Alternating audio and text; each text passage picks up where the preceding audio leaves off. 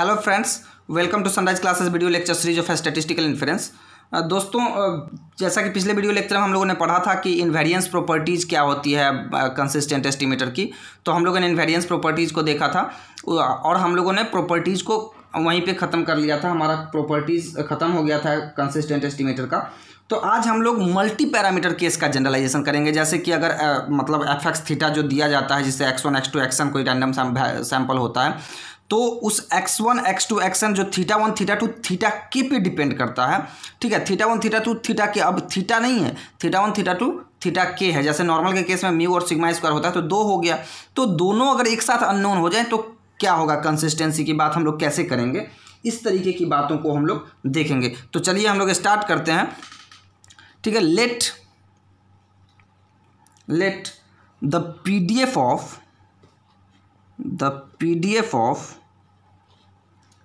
Of the random variable x be f x, यहाँ पे theta 1 theta 2 theta के, ये मान लीजिए।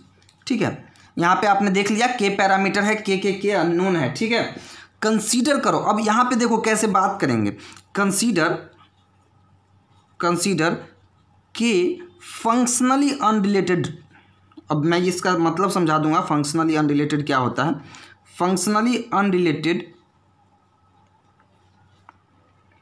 स्टैटिस्टिक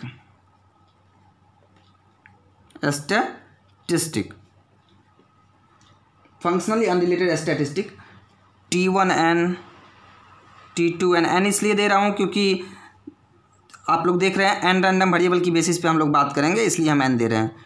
Tk n, हम आप जानते हैं n यहाँ पे यूज किया जाता है because it is a large sample property. तो n टेंस टू इन्फिनिटी पे जो भी बातें करते हैं वो होती है। ठीक है, Tk n। और लेट, यहाँ पे थीटा एक वेक्टर हो गया, this is equal to theta 1 theta 2 theta के, आप जानते हैं कॉलम वेक्टर के रूप में यूज किया जाता है। और Tn ये भी एक वेक्टर है, विच इज इक्वल टू यहाँ पे T1n T2n Tkn। ठीक है, तो ये Tn इस थीटा का, ठीक है, ये Tn इस थीटा का कंसिस्टेंट एस्टिमेटर होगा जब कुछ कंडीशन फुलफिल होंगे। एंड यहाँ पे जो थीटा है वो बिलोंग करता है कैपिटल थीटा से, जैसा कि नॉर्मली सब में करता है। ठीक है, और जो ये है, ये जो थीटा है ये सबसेट है r to the power k का, where theta is the, theta belong करता है r to the power k से। यहाँ पे हम लोग r to the power k में बात कर रहे हैं क्योंकि यहाँ पे थीटा 1 थीटा 2 थीटा k की बात की जा रही है। ठीक है, तो इस केस में देखिए फंक्शन, पहले हम समझ लेते हैं फंक्शनली अनरिलेटेड का क्या मतलब। फंक्शनली अनरिलेटेड का मतलब ये है कि ये T1n T2n Tkn को हम लोग एक्सप्लिसिटली, ठीक है, एक्सप्लिसिटली एक दूसरे से अलग कर सकते हैं। जैसे अगर T1n है summation i runs from 1 to n x i, मान लीजिए ये, ठीक है, x i। और T2n है summation i equal to 5 to n x i। ठीक है, तो ये कहने का मतलब है कि कोई ऐसा फंक्शन ना बन जाए जिसमें T1n और T2n दोनों हो जाए। ठीक है, T1n और T2n दोनों का फंक्शन नहीं होना चाहिए कोई इम्प्लिसिट फंक्शन, ताकि हमें दिक्कत हो। जैसे अगर हो सकता है ना कि ऐसे बन जाए log T1n और यहाँ पे T2n इसके बेस में आ जाए, तो इस तरीके का कोई फंक्शन नहीं होगा। तो इसको हम लोग फंक्शनली अनरिलेटेड कहते हैं। मतलब कि इस दोनों फंक्शन को T1n और T2n यानी T1n T2n Tkn को अलग अलग लिखा जा सकता है। इसका मतलब आप कभी भी स्टैटिस्टिकल इंडिपेंडेंस की बात नहीं कर रहे हैं, आप फंक्शनली अनरिलेटेड की बात कर रहे हैं। तो इसका ये मतलब हुआ।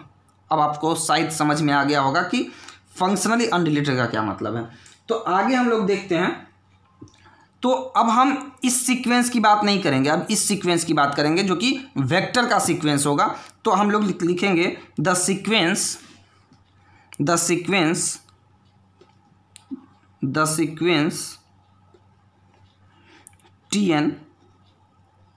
Tn, साइन दो नहीं दो समझने की बात है, विल बी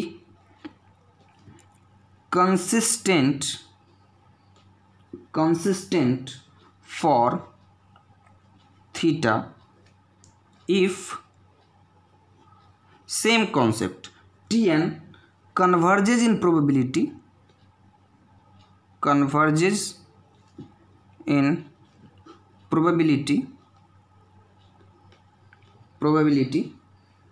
to थीटा। ठीक है, अगर Tn थीटा को कन्वर्ट कर जाए, मतलब वेक्टर को कन्वर्ट कर जाए, आप इसके लिए आपको लिमिट की प्रॉपर्टीज़ को जानना जरूरी होता है। तो आप लिमिटिंग प्रॉपर्टी जानते हैं। देखिए ये चीज़ें हमें कुछ करनी नहीं है, हमें केवल नॉर्मल का केस इसमें पढ़ना है और कुछ ज़्यादा पढ़ना नहीं है। कभी कभी बाइवेरिएट नॉर्मल का पूछता है, बहुत रेयर केस में, तो आपको नॉर्मल के केस में ही इसको बात करनी होती है। कभी कभी यूनिफॉर्म की बात भी कर देता है, but not so much is used this type of concept. This is just extension of the single parameter case का बात कर रहे हैं। तो सिंगल पैरामीटर केस का एक्सटेंशन है, इसका बहुत ज़्यादा यूज नहीं है। आपको ये चीज़ें समझनी है। आप जानते हैं कि डबल लिमिटिंग प्रॉपर्टी होती है, डबल लिमिट होता है, ट्रिपल लिमिट होता है। तो लिमिट की ये प्रॉपर्टीज होती है, इसका भी हम बतला देंगे कि कैसे आगे बढ़ेंगे। ठीक है, तो हम लोगों ने क्या देखा कि the sequence Tn will be consistent for theta if Tn converges in probability to theta. दोनों के दोनों वेक्टर हैं, ध्यान रहे, as n tends to infinity. ये चीज़ आपको क्लियर हो गई। और ये सब किसके लिए होना चाहिए, जैसा पहले भी हमने कहा था कि for each fixed theta belonging to capital theta and this should be subset of r to the power k। ठीक है, इसका मतलब क्या हुआ, इसका मतलब वही हुआ जो पीछे हम लोग समझते आए हैं कि for each fixed theta, that is for each fixed theta, ठीक है, each fixed theta and every pair of positive quantity and every pair of positive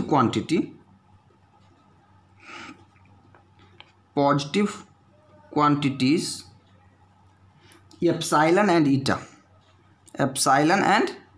ईटा, जितना भी स्मॉल संभव हो सके आप स्मॉल ले सकते हो। ठीक है, हाउएवर स्मॉल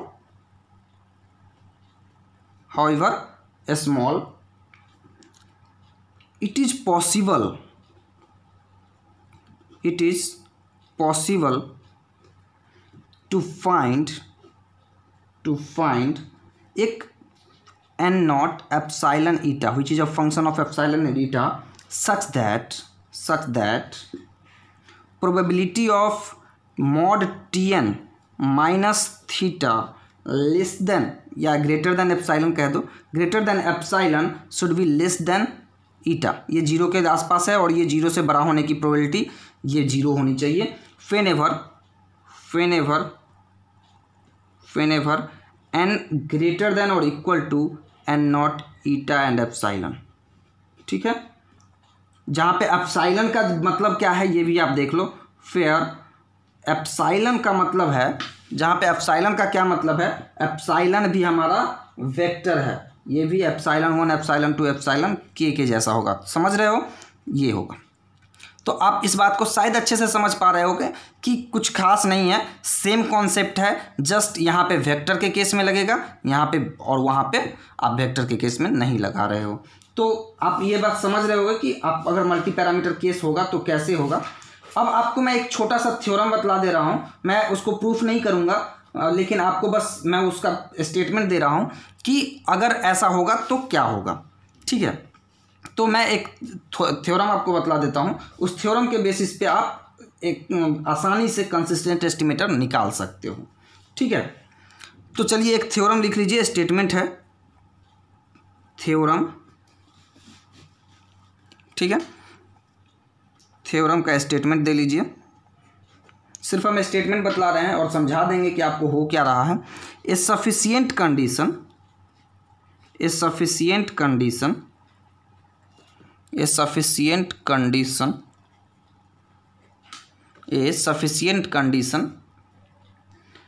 फॉर Tn, जो वेक्टर है, for Tn to be consistent for theta,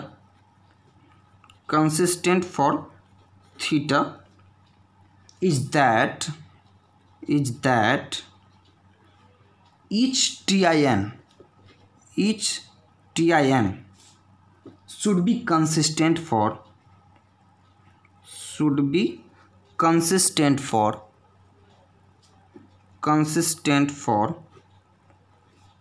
theta i for i equal to 1 to k। तो ये आपका सबसे बेहतरीन थ्योरम है जिसमें आपको कुछ नहीं करना है। जितने भी थीटा tin हैं उनको थीटा आई के लिए, मतलब t1n को थीटा 1 के लिए, t2n को थीटा 2 के लिए आप ये दिखा दो कि ये कंसिस्टेंट है। अगर ये कंसिस्टेंट है तो ये जो वेक्टर है ये इस वेक्टर के लिए कंसिस्टेंट हो जाएगा। दैट्स इट, और कुछ नहीं करना है। तो आपको ये क्लियर हो गया होगा दोस्तों। मैं 2-3 और प्रॉपर्टीज़ बतला देता हूँ सिंपल सा, और मैं उसका प्रूफ नहीं करवाऊंगा, सिंपल सा मैं प्रॉपर्टीज़ का स्टेटमेंट दिलवा दूंगा। आपको उससे ज़्यादा की ज़रूरत भी नहीं है। अगर ज़रूरत होगी तो आप कमेंट में हमें बतला सकते हैं, आप कमेंट बॉक्स में कमेंट कर सकते हैं कि सर हमको उसका प्रूफ चाहिए, मैं आपको प्रूफ भी दे दूंगा। बट आई डोंट थिंक कि उसकी ज़रूरत होगी आप लोगों को। तो मैं उस स्टेटमेंट को बतला करके आगे बढ़ता हूँ। देखिए यहाँ पे जब भी हम लोग बात करते हैं तो हम लोग एक बात करते रहते हैं कि टी एन कन्वर्जेस, जब भी कंसिस्टेंसी की बात, converges to theta and probability. ठीक है, ये मल्टी पैरामीटर केस खत्म हो गया, आप आगे देख सकते हैं। ठीक है, तो ये converges in probability to theta आप लोग जानते हैं कि ये weak law of large number के कॉन्सेप्ट से हम लोगों ने प्रूफ किया था। ठीक है, जब weak law of large number के कॉन्सेप्ट से इसको प्रूफ किया तो इस तरह की प्रॉपर्टीज़ को हम लोग कहते हैं, इस कंसिस्टेंसी को कहते हैं वीक कंसिस्टेंसी। समझ में आ रहा है? चलिए आगे जब बढ़ते हैं तो हम लोग strong law of large number भी SLLN पढ़ते हैं। ठीक है, strong law of large number पढ़ते हैं। तो अगर कोई प्रोबेबिलिटी में या वहाँ पे हम लोग क्या कहते हैं, ऑलमोस्ट श्योरली कन्वर्जेंस की बात करते हैं।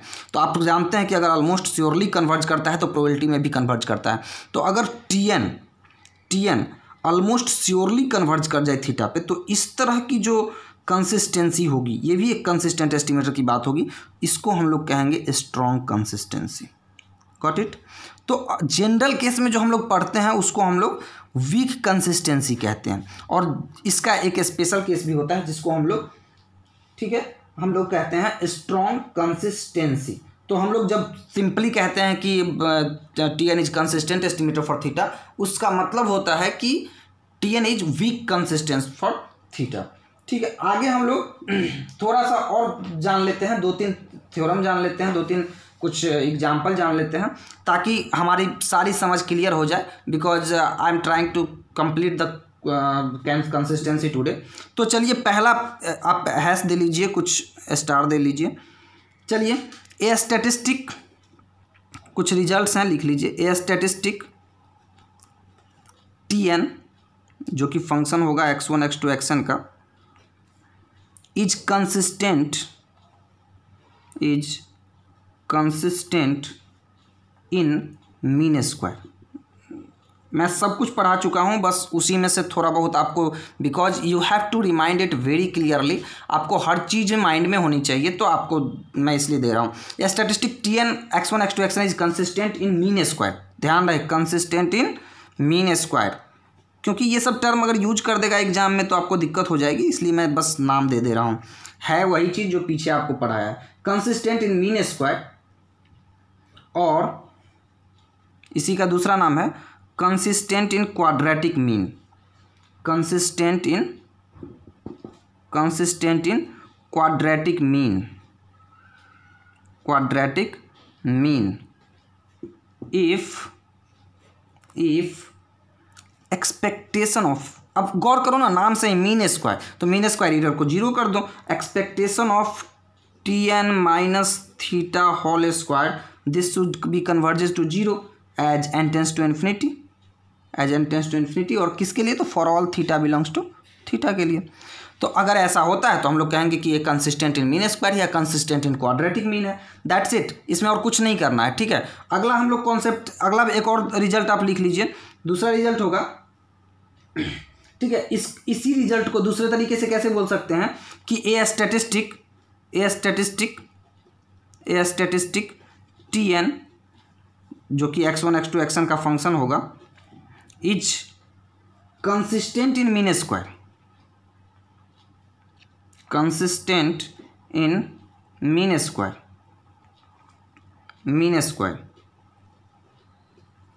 इफ पहला कि variance of T N converges to zero as N tends to infinity, and दूसरा कि T n is asymptotically unbiased.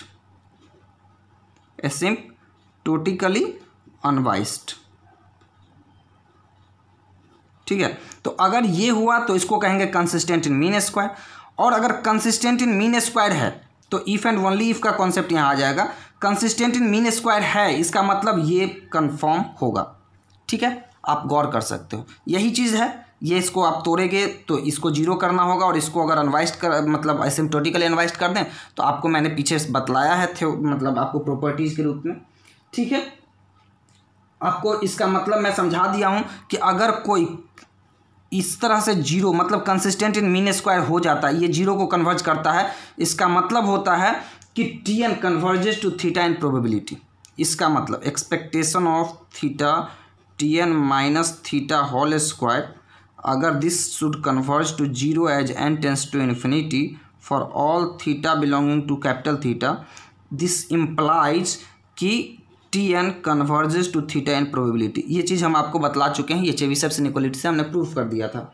ठीक है, तो चलिए एक छोटा सा रिजल्ट और यूज कर लेते हैं, और जो रिजल्ट मैं अभी यूज कर रहा हूँ उसको आप याद कर लीजिए, समझ लीजिए, तो इसको माइंड में रख लीजिए हमेशा के लिए, आपको हर जगह पे यूज किया जाएगा। चलिए ये रिजल्ट भी है इस तरीके, यहाँ से क्वेश्चन भी डायरेक्ट बनते हैं। If x1 x2 xn be independently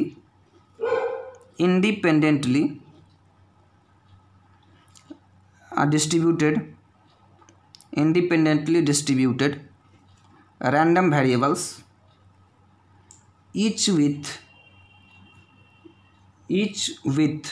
distribution function या PDF, each with PDF fx theta।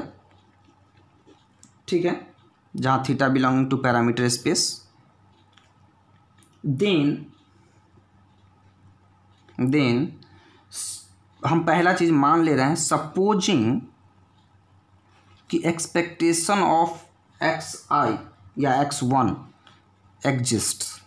ये पहले बात मान लो, अगर ये एग्जिस्ट करता होगा तभी जो भी हम रिजल्ट दे रहे हैं ये काम करेगा। एग्जिस्ट, पहला रिजल्ट कि x बार, जिसको सैंपल मीन कहते हैं, x bar is unbiased and consistent for expectation of x1। देखो ये अनवाइस्ड वाली बात जो है ये हमेशा सही हो जरूरी नहीं है, बट ये कंसिस्टेंट वाली बात हमेशा सही होती है, क्योंकि अनवाइस्ड वाली बात कभी कभी नहीं भी सही होती है।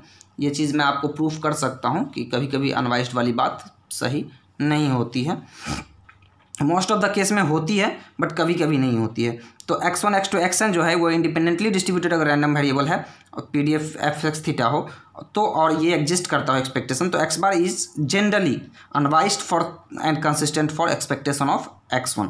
दूसरा xi किसी भी मतलब एक्सपेक्टेशन ऑफ x के बराबर होता है। सैंपल मीडियन की बात करते हैं, सैंपल मीडियन। ठीक है, सैंपल मीडियन हम इसको x कर्ल से डिनोट करते हैं, अपर कर्ल। ये कंसिस्टेंट होता है, इज ए कंसिस्टेंट, ठीक है, बट नॉट जनरली अनवाइस्ड। ये जनरली अनवाइस्ड नहीं होते हैं, ठीक है, जनरली अनवाइस्ड। तो सैंपल मीडियन जो एक्स कर्ल है वो कंसिस्टेंट होते हैं estimator of population median, estimator of population median. आपको ये मैं पहले भी बतला चुका हूँ, आपको मैं बतलाया था 1/f म्यू ई करके, जो एक रिजल्ट भी दिया था median theorem, population median, sorry population median. ठीक है, इसको हम लोग म्यू ई से दिखाए थे, याद होगा आपको। और एक तीसरा रिजल्ट कि एक्स कर्ल जो है मतलब सैंपल मीडियन जो है वो अनबाइस्ड एस्टिमेटर होता है पॉपुलेशन मीडियन का, अगर जो हमारा एक्स आई का जो पीडीएफ है, एक्स का जो पीडीएफ वो सिमेट्रिक अबाउट म्यू ई होता है तब। ठीक है, तो हम लोग ये भी देख लेते हैं। एक्स कर्ल जो होता है is an unbiased estimator of population median mu E. ठीक है, म्यू ई पॉपुलेशन मीडियन है। If X I has PDF, X I जो का जो पीडीएफ है, PDF that is symmetric about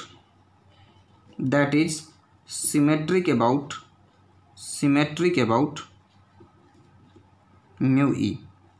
जैसे आप नॉर्मल के केस में कह सकते हो कि एक्स कर्ल जो है वो मीन का, ठीक है, और मीडियन का दोनों का अनबाइस्ड एस्टिमेटर है।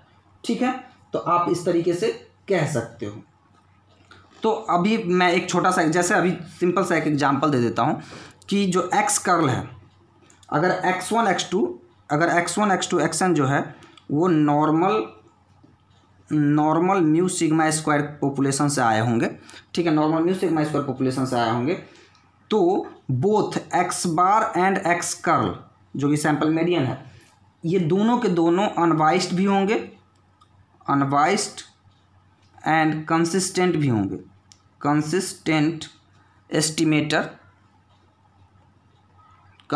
Estimator for mu. ठीक है, तो ये दोनों के दोनों अनबाइस्ड भी होंगे और कंसिस्टेंट भी होंगे। ठीक है, तो दोस्तों मैं आपको बतला दूं कि सनराइज क्लासेस एक दिल्ली वेस्ट कोचिंग सेंटर है जो इंडियन स्टैटिस्टिकल सर्विस की कोचिंग प्रोवाइड करती है। दोस्तों बहुत सारे स्टूडेंट्स की ये डिमांड थी कि ऑनलाइन क्लासेस स्टार्ट किए जाएं, because now they are not able to come to Delhi as well as due to COVID-19 pandemic. A lot of our time is getting wasted redundantly at our home. So हमने online classes start कर दिया है। आपको बता दूं कि ये classes 20 मई 2020 से स्टार्ट हो रही हैं। आप लोग एक बार ज़रूर ट्राई करें। आई एम वेरी श्योर कि this will be very beneficial. आपको ऑनलाइन क्लासेस ऑफलाइन क्लासेस से ज़्यादा प्रोडक्टिव फील होंगे। आप एक बार ऑनलाइन क्लासेस ज्वाइन करके देख सकते हैं। हमारे पास ऑनलाइन क्लासेस के लिए 3 तरह के कोर्स हैं। जैसा कि पहला है ISS ऑनलाइन क्लासेस, इसमें online classes study material ETC available होंगे। दूसरा है ISS ऑनलाइन टेस्ट सीरीज, जिसमें आपको टेस्ट सीरीज अवेलेबल होंगे, उनके एक्सप्लेनेशन अवेलेबल होंगे। और तीसरा होगा ISS कम्बो ऑनलाइन, जिसमें आपको ISS online classes as well as test series available होंगे और सारी की सारी वो मटेरियल दिए जाएंगे जिसमें आप अच्छे से क्वालिफाई कर पाएँ एग्ज़ाम। दोस्तों COVID-19 pandemic is very bad time for all of us, लेकिन इस टाइम को कैसे गुड बनाए, दैट इज़ आवर क्वालिटी ना। तो आप उस क्वालिटी को डेवलप करो। आपको इस टाइम को कैसे बेस्ट देना है, इस टाइम को आप ऐसे ही मूवी देख करके, यूट्यूब देख करके आप अगर टाइम पास कर रहे हो तो आप यूट्यूब देख रहे हो तो देखो, कुछ अच्छी चीज़ें देखो। तो आप इस टाइम को यूटिलाइज़ करो, बहुत अच्छे से यूटिलाइज़ करो। आपको हमारी वेबसाइट www.sunriseclassesiss.com पर विजिट कीजिए। आप इस कोर्स को ख़रीद सकते हैं। इस कोर्स को लेने के बाद आपको 20 मई 2020 से ऑनलाइन क्लासेस स्टार्ट कर दिए जाएंगे। तो आप इस कोर्स को ले लीजिए और आप हमारे यूट्यूब चैनल को देखते रहिए। ठीक है, तो आज के लिए इतना ही। अपना और अपने परिवार का ख्याल रखिए। Stay home, stay safe. Thank you. जय हिंद।